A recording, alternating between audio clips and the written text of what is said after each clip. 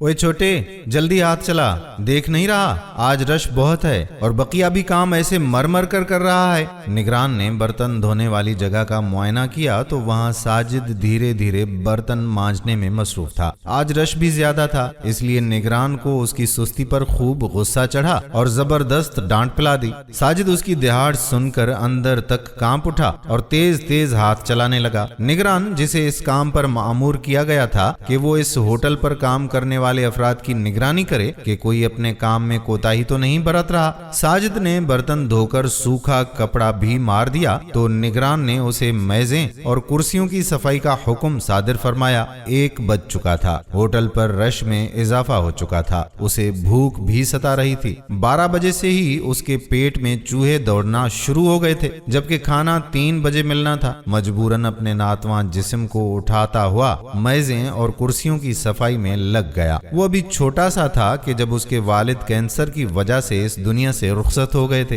इलाज के हवाले से कर्ज भी खासा बढ़ चुका था। रिश्तेदारों ने तो फौरन आंखें फेर ली। जाहिदा ने घर को संभाला दिया और बच्चे की पढ़ाई को जारी रहने दिया, मगर अचानक लोगों की तरफ से कर्ज की अदायगी के तकाजे ने साजिद की माँ को परेशान कर दिया। घर अपना था, ये अल्लाह का बड़ा एहसान था। परेशान हाल जाहिदा ने अपने काम को बढ़ाकर कर्ज अदा करना जरूरी समझा। वो कर्ज की इस लानत से जल्द से जल्द छुटकारा हासिल करना चाहती थी। रातों को उठ उठ कर कपड़े सीने से उसकी तबीयत भी खराब रहने लगी थी। पहले 2 माह से साजिद की फीस अदा नहीं हुई तो हेडमास्टर ने साजिद को बुलाया और कहा कि हम तुम्हारे बाप के नौकर नहीं लगे हुए हैं, हमें भी असातिज़ा को तनख्वाह देनी पड़ती है और तुम्हारे साथ तो खुसूसी रियायत भी की जा रही है, मगर इसके बावजूद 2 माह से तुम्हारी फीस जमा नहीं हुई। साजिद रूहान सा हो गया, कहने लगा मगर वो सर घर के हालात। हेडमास्टर ने साजिद की बात काटते हुए कहा, मैं कुछ नहीं जानता, अगर 1 हफ्ते के अंदर अंदर तुम्हारी फीस जमा ना हुई तो तुम्हें इम्तिहान में बैठने नहीं दिया जाएगा। अब जाओ और अगले बुध को स्कूल फीस समेत आना, वरना अपनी शक्ल दिखाने की जरूरत नहीं है। साजिद ने अपने आंसू बमुश्किल जब्त किए और बाहर निकल आया। वो अपनी माँ पर बोझ बनना नहीं चाहता था, इसलिए उसने खुद कोई काम करने का फैसला किया। शुरू में जाहिदा इजाजत देने पर तैयार ना थी, मगर अब्दुल मालिक जो कि उनका एक अच्छा पड़ोसी था, उसने कहा कि बहन जी फिक्र ना करें, ये मेरे साथ ही रहेगा। बहुत बड़ा होटल है, 1 हफ्ते में अच्छे खासे पैसे मिल जाएंगे। मगर भाई साहब, साजिद तो अभी बहुत छोटा है। जाहिदा फिक्रमंदी से कहने लगी। उसने कहा कि बहन जी, अगर आज इसकी तालीम अधूरी रह गई तो याद रखना कि होटल पे काम करना आज चंद दिन की बात है। कल कला इम्तिहान ना दे सका तो सारी जिंदगी उसी होटल में गुजरेगी। मजबूरन जाहिदा को अपने बच्चे के ताबनाक मुस्तकबिल के लिए हामी भरनी पड़ी। पांचों के लिबास तकरीबन एक जैसे थे। परफ्यूम की ऐसी खुशबू उठ रही थी कि गोया परफ्यूम की सारी बोतलें कपड़ों पर उंडेल ली गई हों। वो गुफ्तगू कर रहे थे, यार जमील भाई, इस होटल के खानों की धूम दूर दूर तक फैली हुई है, आज तो मजा आ जाएगा।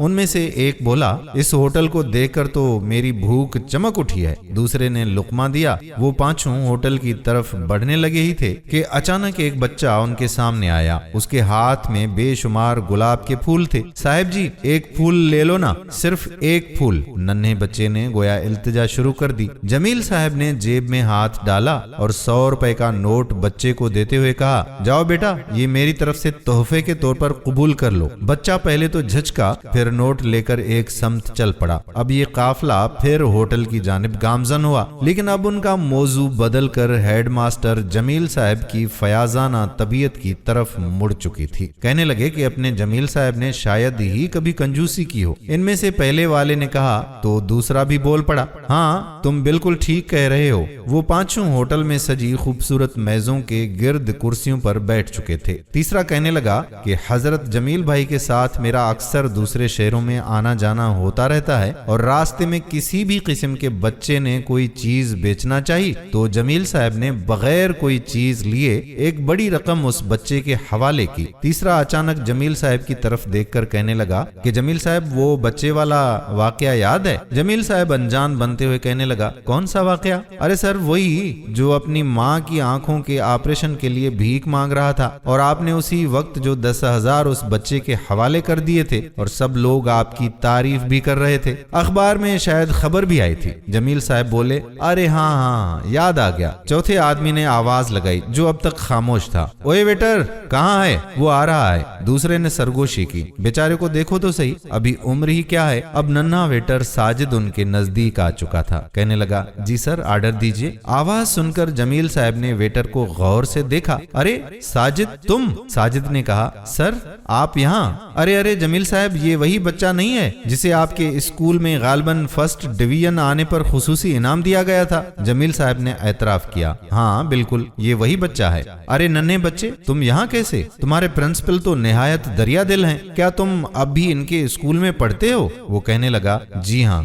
अरे बेटा, अगर तुम पर कोई मुसीबत आ गई थी और तुम्हें यूं होटलों में काम करना पड़ा तो अपने प्रिंसिपल को क्यों नहीं बताया? वो तुम्हारी मदद कर देते। चौथे ने ये बात तंजिया मुस्कुराहट के साथ कही। दरहकीकत वो सब जमील साहब के दिखावे से बखूबी वाकिफ थे। जमील साहब सिर्फ दिखाने को ही सखावत करते थे। यार छोड़ो, भूख लगी है, खाना मंगवाओ। जमील साहब ने बात टालने की कोशिश की। नहीं जमील साहब, ये बहुत ज़हीन बच्चा है, जरूर कोई मसला है। बेटे तुम अपना समझो, शायद हम तुम्हारी कोई मदद कर सकें। जमील साहब का रंग फीका हो चुका था। उन्होंने उसे घूर कर मना करने की कोशिश की, मगर चौथे की नजर जमील साहब पर ही थी। वो अपनी कोशिश में कामयाब ना हो सके। साजिद कहने लगा, वो दरअसल कर्ज हम पर बहुत बढ़ चुका था। माँ रात को देर तक काम करती, इस वजह से उसकी तबीयत ठीक नहीं रहती थी। कर्ज अदा करते करते मेरे 2 माह की स्कूल की फीस अदा ना हो सकी। कल प्रिंसिपल साहब ने कहा था कि अगर 1 हफ्ते के अंदर फीस ना दी तो इम्तिहान में बैठने नहीं दूंगा।